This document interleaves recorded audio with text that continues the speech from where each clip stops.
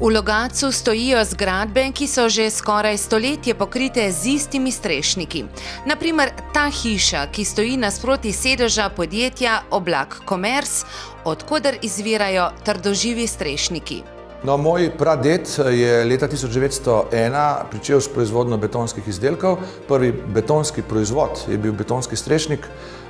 Te še danes srečate po strehah širom Notranjske. V Logatcu je kar nekaj streh, ki so med 80 in 100 let stare in so še vedno pokrite s tem betonskim strešnikom. 4 generacije logaških proizvajalcev betonskih izdelkov so že večkrat spremenile proizvodnjo. Izdelovali so betonske kanalizacijske cevi, nagrobne spomenike, ograje, betonske robnike, tlakovce in drugo.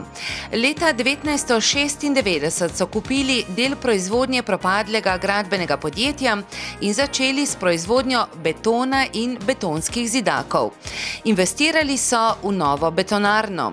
Leta 2007 so začeli z naložbo v novo linijo za proizvodnjo betonskih tlakovcev. Ob izbruhu krize naložbe ni bilo mogoče ustaviti. Končana je bila leta 2009, kapacitete podjetja pa so takrat krepko presegle povpraševanje po tlakovcih. Kaj so storili? Pa se obračamo proti sosednjim trgom, predvsem na Hrvaško, Dalmacijo. Pričeli smo v Hercegovini, pričenjamo v Črni Gori.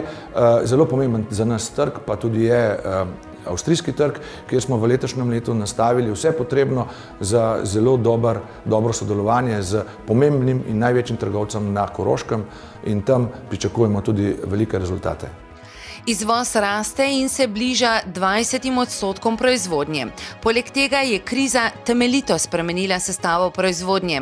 Tlakovci in drugi betonski elementi za urejanje okolice so pred 5 leti pomenili manj kot 30% celotne prodaje, danes pa kar 4/5.